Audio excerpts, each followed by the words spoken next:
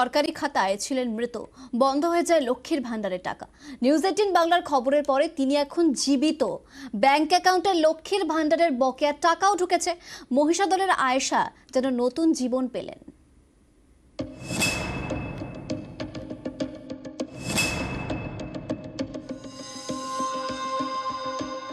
পূর্ব মেদিনীপুরের দাসপুরের আয়েশা বিবি।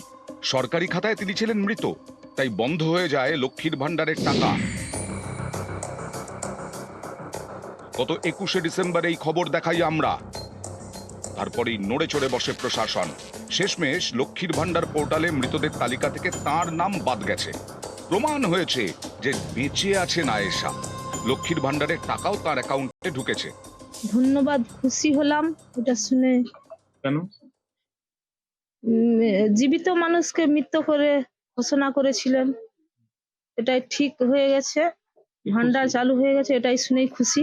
আয়েশা বিবি বামুনিয়া গ্রামে যার লক্ষ্মী ভান্ডারটা বন্ধ হয়ে গিয়েছিল, প্রশাসনিক ভুলের জন্য তাকে মৃত দেখানো হয়েছিল, আপনাদের চ্যানেলের খবরের জেরে আবার তার লক্ষ্মী ভান্ডার চালু হয়েছে। এই জন্য সত্যি আমি প্রধান হিসেবে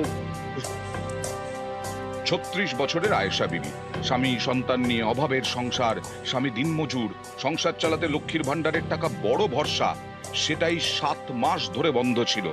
পঞ্চায়েত এবং বিডিও অফিসে গিয়েও কোনো কাজ হয়নি। খবরের জেরে 7 দিনেই মিলল সুফল। আয়েশা বিবির অ্যাকাউন্টে ঢুকেছে লক্ষ্মীর ভান্ডারের বকেয়া টাকা। আমরা হায়ার অথরিটির সঙ্গে কথা যোগাযোগ করি। হায়ার অথরিটিও সঙ্গে সঙ্গে প্রম্পট অ্যাকশন নিয়েছে, যার ফলে তাড়াতাড়ি সমাধানটা করা গেছে। লোকের টাকাও তার ঢুকে গেছে। আর যে কটা মাস একটা দুটো মাস হয়তো পাইনি, সেটার এরিয়ারও সে পেয়ে গেছে।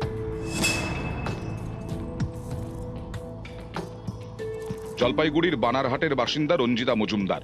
বয়স 80। বার্ধক্যের জেরে শরীর ভেঙেছে, কিন্তু সরকারি খাতায় এই মানুষটি মৃত। 4 বছর ধরে বন্ধ বার্ধক্য ভাতা। বৃদ্ধার দাবি, দুয়ারে সরকার থেকে পঞ্চায়েতের দুয়ার, বিভিন্ন জায়গায় ঘুরেছেন, কোনো সুরাহা হয়নি।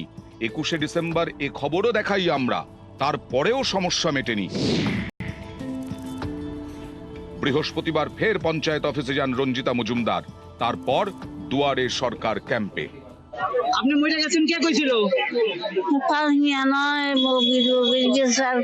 কাগজপত্র নিয়ে গেছে, আর আপনি তো মারা গেছেন, তার জন্য পাচ্ছিলেন না। হয়নি।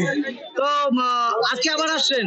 হ্যাঁ, আপনাদের সংবাদ মাধ্যমের খবরের আমি জানতে পারার পরে ওনার বাড়ি গেলাম, ওনার কাগজপত্র আনলাম, দুয়ারে সরকারের ক্যাম্পে আসলো, ওনাকে আমি নিয়ে আসলাম, এনে আমি দেখালাম যে ওনার সবকিছু অ্যাপ্রুভাল হয়ে গেছে।